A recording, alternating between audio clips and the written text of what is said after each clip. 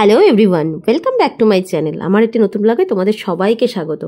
আশা করি তোমরা সবাই খুব ভালো আছো। সামনেই তো পৌষ মাস, অনেকেই হয়তো ভাবছো যে শান্তিনিকেতন যাবে। শীতকাল পড়লেই কিন্তু আমাদের মনটা একটু চায় শান্তিনিকেতন থেকে ঘুরে আসি। তো আজকের ব্লগে তোমাদের জন্য থাকছে শান্তিনিকেতনের একদম রিজনেবল প্রাইসের একটা দারুণ হোটেলের খোঁজ। আর সেখান থেকে তোমাদের সোনাঝুরি হাট যেতে গেলে কিভাবে যেতে হবে, কতটা ডিস্টেন্স, তার জন্য টোটো ভাড়া কতটা, সব কিছু তোমাদের আজকে আমি ব্লগে শেয়ার করব। আর সেই সঙ্গে তোমরা যদি সাইট সিন করতে চাও তার জন্য তোমরা টোটো কোথা থেকে পাবে সমস্ত কিছু আজকে তোমাদেরকে আমি এই ব্লগে বলে দেবো। তো চলো আজকের ব্লগটা শুরু করা যাক।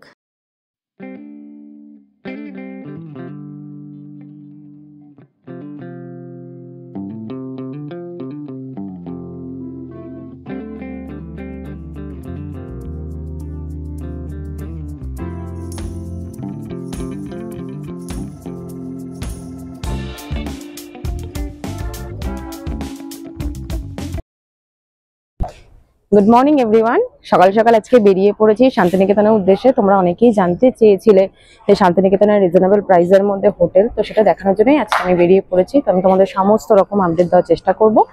তো এখন চলো ফার্স্ট আমি মধ্যমগ্রাম স্টেশনে যাই আগে, তারপর সমস্ত কিছুর আপডেট আমি তোমাদেরকে দেবো। তো চলে এসেছি মধ্যমগ্রাম স্টেশনে টোটো করে। ঘড়িতে বাজে 5:27। সবে মাত্র দেখো আলো ফুটেছে, যেহেতু শীতের সকাল, একটু হালকা পাতলা ঠান্ডা আছে। তো চলো শিয়ালদায় গিয়ে তোমাদের সাথে কথা হচ্ছে, আবার কোন ট্রেন ধরছি, কটার টাইমে, সব তোমাদের সাথে শেয়ার করবো। আমরা শিয়ালদায় চলে এসেছি। তো আমাদের ট্রেন আজকে 13187 মা তারা এক্সপ্রেস। তো ওখানে আমরা বোলপুর নামবো আজকে এই ট্রেনে করে গিয়ে। তো চলো এবার ট্রেনে ওঠা যাক, আর ট্রেনের জার্নিটা তোমাদের সাথে অবশ্যই শেয়ার করব। আর হোটেলটাও তোমাদেরকে আমি দেখাবো, কি হোটেল নিচ্ছি এবং টোটোতে গেলে কত টাকা কি ভাড়া, সমস্ত কিছু ইনফরমেশন আমি তোমাদের সাথে শেয়ার করবো। তো চলো এবার ট্রেনে ওঠা যাক।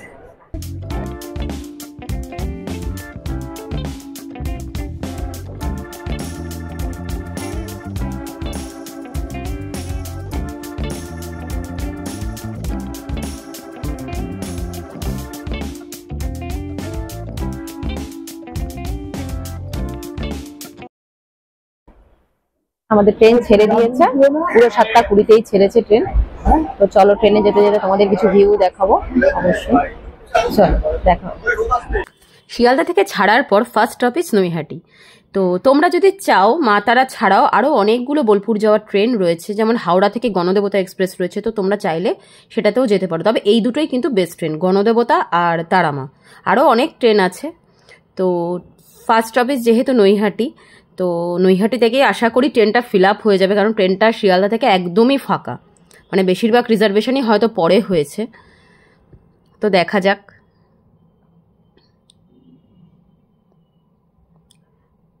তো ফার্স্ট স্টপেজ নৈহাটি চলে এসছে। নৈহাটিতে একদম রাইট টাইমেই ঢুকেছে 7:55-তে। নৈহাটি স্টেশন থেকে ট্রেনটা একদম পুরোপুরি ভর্তি হয়ে গেছিল। আর তোমাদের একটা জিনিস আমি শেয়ার করি, যে বাউল গানগুলো, এগুলো কিন্তু মানে তারাপীঠ শান্তিনিকেতন যেতে গেলে মানে খুব দেখা যায় ট্রেনে। ভীষণ ভালো লাগে এদের গানগুলো শুনতে, যেগুলো অন্য কোথাও গেলে হয়তো এই জিনিসগুলো পাওয়া যায় না।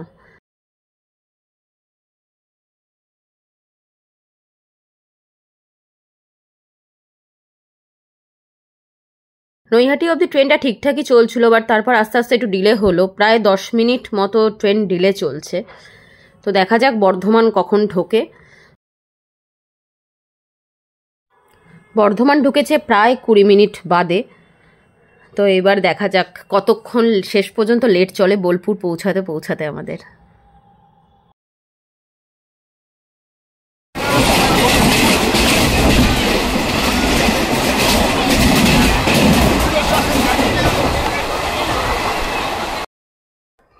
তো আমরা নেমে পড়েছি শান্তিনিকেতনে, প্রায় 40 মিনিটের উপর ট্রেন লেট রয়েছে। তো চলো এবার বাইরে বেরোনো যাক। বাইরেই টোটো স্ট্যান্ড রয়েছে, বাট তার আগে আমরা একটু খেয়ে নেবো। তো চলো টোটো স্ট্যান্ডে গিয়ে কথা হচ্ছে। বাইরে প্রচন্ড ভিড়, টোটো স্ট্যান্ডের দিকে এগাবো আস্তে আস্তে। চলো দেখছি গিয়ে টোটো ঠিক করা যাক।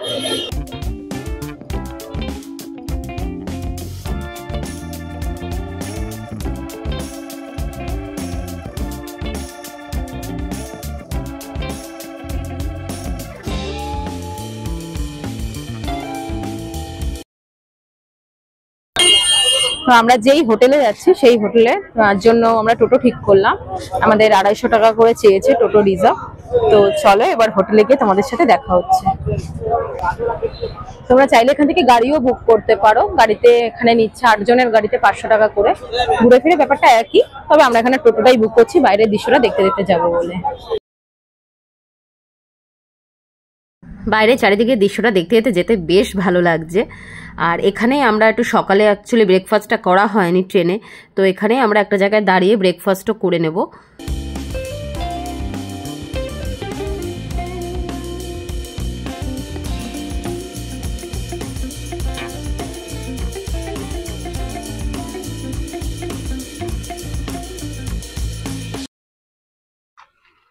আমরা চলে এসেছি আমাদের আজকের হোটেল।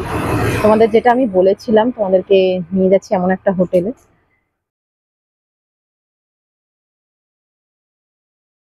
তো চলো হোটেলের ভিতরে একটু ঢোকা যাক।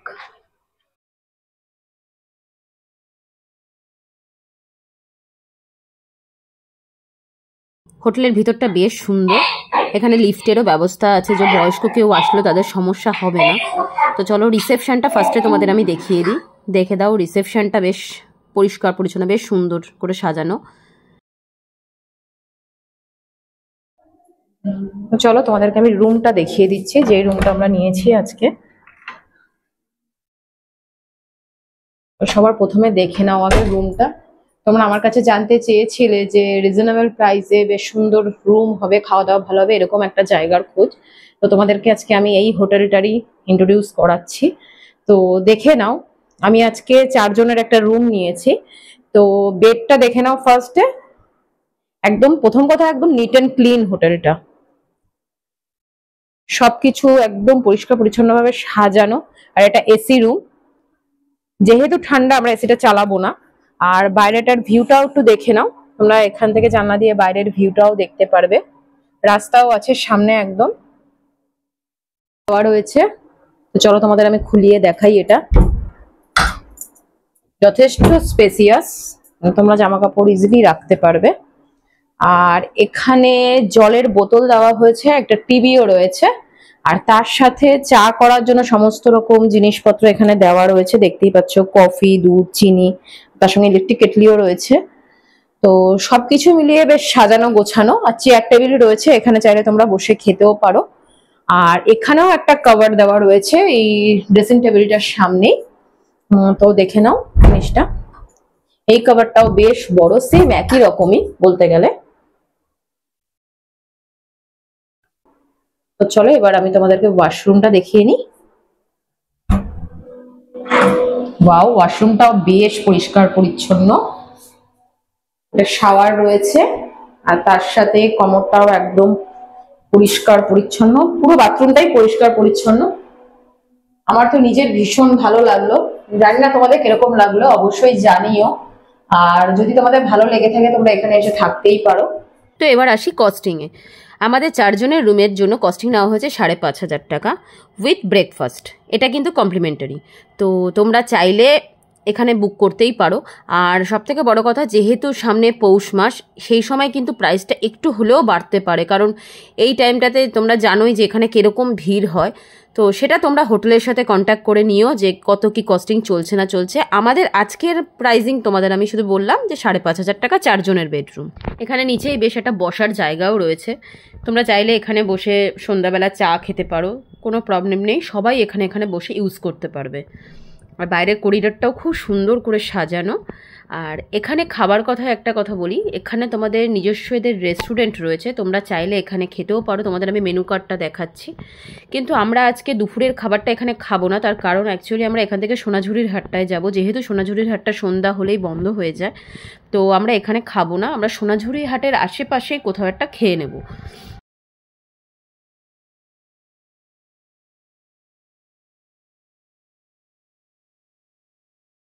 তো আমরা এরপর বেরিয়ে পড়েছি ফ্রেশ হয়ে সোনাঝুরি হাটের জন্য। সোনাঝুরি হাটে যাওয়ার জন্য তোমরা বাইরেই টোটো পেয়ে যাবে। আমাদের এখানে 20 টাকা করে নিয়েছে এক একজনে টোটো ভাড়া। বেশিক্ষণের ডিস্টেন্স না, 700-800 মিটারের মধ্যেই। কিন্তু যেহেতু আমার সাথে বয়স্ক লোক ছিল, তার জন্য আমি টোটো করেই গেছি। তো আমরা খাবো ফার্স্টে, তারপর আমরা সোনাঝুরি হাটটা ঘুরবো। তোমরা দেখো সোনাঝুরি হাটটা কতটা জায়গা নিয়ে হয়, ভীষণ সুন্দর একটা জায়গা। এটা এখন মেন শান্তিনিকেতনের প্রধান আকর্ষণ, যেখানে শান্তিনিকেতনে আসলে এখন সবাই এই জায়গাটাতে আসবেই আর প্রচুর কেনাকাটা করবে। তো চলো ফার্স্টে আগে আমরা খেয়ে নিই, খাওয়ার পর আমরা এখানে তোমাদের হাটটা শেয়ার করছি। তো এখানে রয়েছে রামশ্যাম হোটেল, তাদেরও নিজস্ব খাওয়া দাওয়া জায়গা আছে। প্রথমে ভেবেছিলাম ওখানেই খাবো, কিন্তু এতটাই ভিড় ছিল, তা আমরা এখানে রোশনাই রান্নাঘর বলে একটা রেস্টুরেন্ট রয়েছে, কাম হোটেল, উপরে হোটেল নিচে রেস্টুরেন্ট, তো সেখান থেকেই আজকে খাবো বলে ঠিক করেছি। তো এখানে দেখলাম ভেজ থালি রয়েছে 180 টাকায়, কিন্তু প্রচুর আইটেম, আর বেশ ভালো লাগলো হোটেলটা দেখে, তার জন্যই ঢুকলাম। তো চলো তোমাদের আমি ফার্স্ট ভিতরটা দেখাই হোটেলটার। বেশ সুন্দর সাজানো গোছানো, খুব সুন্দরভাবে সাজিয়েছে এরা জিনিসটা, মানে যথেষ্ট বড়। আর এখানে খাবার দেওয়া হচ্ছে পদ্ম পাতায় অথবা কলা পাতায়, তোমরা তোমাদের চয়েস মতো নিতেই পারো। তো দেখো মেনুতে কি কি ছিল। প্রথমেই ছিল 500 ml একটা জলের বোতল, তার সাথে ছিল বাসমতি চালের ভাত, শুক্তো, পাঁপড়, বেগুনি, আলু পোস্ত, ভেজ ডাল, পায়েস, মিষ্টি, চাটনি, আর তার সাথে গাওয়া ঘি। আর সব থেকে বড় কথা যেটা ভালো লেগেছে, ও একটা শাক ভাজাও ছিল। আর সব থেকে যেটা ভালো লেগেছে তোমাদের সাথে আমি শেয়ার করছি, সেটা হলো এখানের যতবার খুশি তোমরা চাইলে খাবারটা নিতে পারবে রিপিট, কিন্তু শুধুমাত্র মিষ্টিটা বাদে।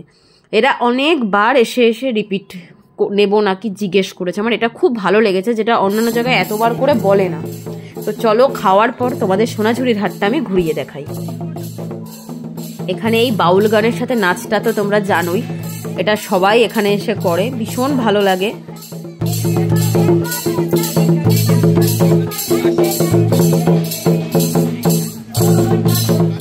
আমি প্রথমবার সোনাঝুরির হাটে আসলাম, এতটা সুন্দর, মানে প্রচুর দোকানপাট, আর সত্যি বলছি সমস্ত কিছু রিজনেবল প্রাইসে আমার অন্তত লেগেছে। এখানে শাড়ি বলো, কুর্তি বলো, ব্যাগ বলো, সব কিছু তোমরা কিনতে পারো। আর হ্যান্ড জুয়েলারি বিশেষ করে তো ভীষণ সুন্দর। আর এখানে না বার্গেনিং করার মানে নিজে থেকে করতে হয় না, এরা বেশি নিলে এরা অটোমেটিক নিজে থেকেই কমিয়ে দেয়, এটাই সব থেকে ভালো লেগেছে।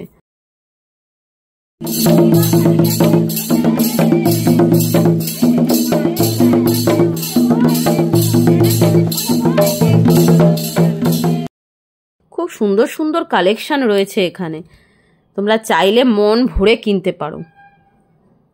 তো দেখো জুয়েলারিগুলো, এখানে সমস্ত হ্যান্ডমেড জুয়েলারি এখানে রয়েছে। ঘর সাজানোরও বেশ কিছু জিনিসপত্র রয়েছে।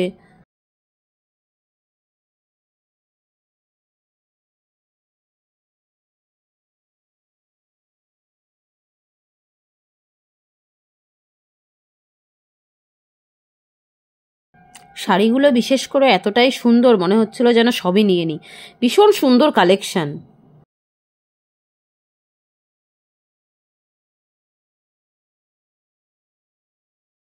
হাটটা এতটাই বড় যে পুরোটা কভার করা কিন্তু একটু কষ্টকর, তাও যতটা সম্ভব ঘুরেছি, কেনাকাটা করেছি, ভীষণ ভালো লেগেছে।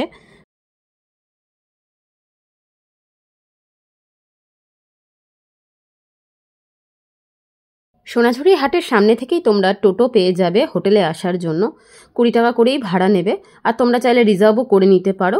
তো হোটেলে চলে এসেছি, তো দেখো তোমাদেরকে আমি হোটেলের সন্ধ্যার ভিউটা দেখাচ্ছি, এত সুন্দর লাগছে রাত্রিবেলা আলো জ্বলাতে।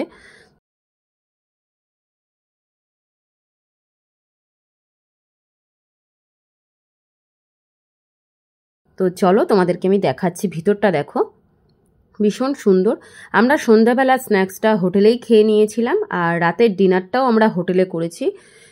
সত্যি বলছি খাবার দাবারগুলো সত্যি ভীষণ ভালো, তোমরা চাইলে এখানে খেতেই পারো। ভীষণ সুন্দর আর পরিষ্কার পরিচ্ছন্ন, ভীষণ ভালো, আর স্টাফদের বিহেভিয়ারও ভীষণ ভালো।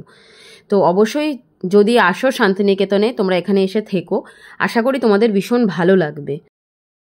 এবার তোমাদের একটা কথা বলি, তোমরা যারা সাইট সিন করতে চাইছো তার জন্য টোটো তোমরা এই হোটেলের সামনে থেকেই পেয়ে যাবে, ওখান থেকেই তোমরা চাইলে রিজার্ভ করে নিতে পারো। সব কিছুই অ্যাভেলেবেল, আর একদম রোডের উপরেই হোটেলটা হওয়াতে অনেক সুবিধা। তো আমার তো নিজের ভীষণ ভালো লেগেছে, তো আশা করি তোমাদেরও খুব ভালো লেগেছে, অবশ্যই জানিও।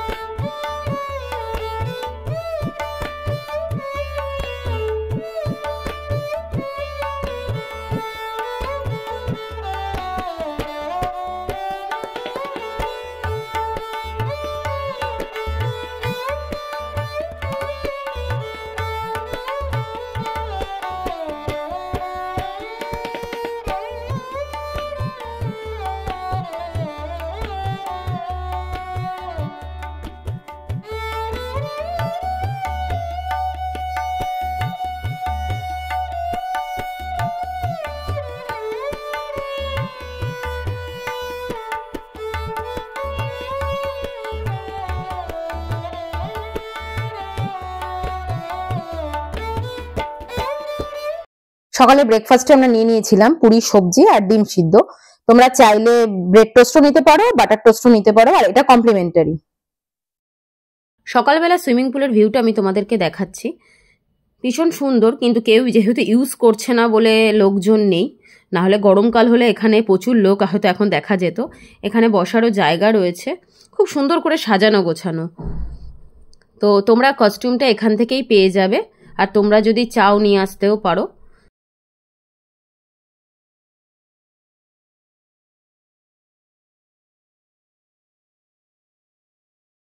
তবে একটা কথা বলি, তোমরা যদি এই হোটেলে আসো তাহলে তোমরা বোলপুর স্টেশনে না নেমে প্রান্তিক স্টেশনে নেব, কারণ প্রান্তিক স্টেশন থেকে ডিস্টেন্সটা খুবই কম, 5 থেকে 7 মিনিটের ডিস্টেন্স।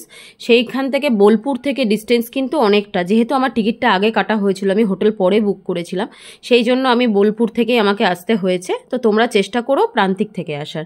তো আশা করি তোমাদের ব্লগটা ভালো লাগলো, অবশ্যই জানিও, লাইক কমেন্ট করতে কিন্তু ভুলো না। Thank you for watching.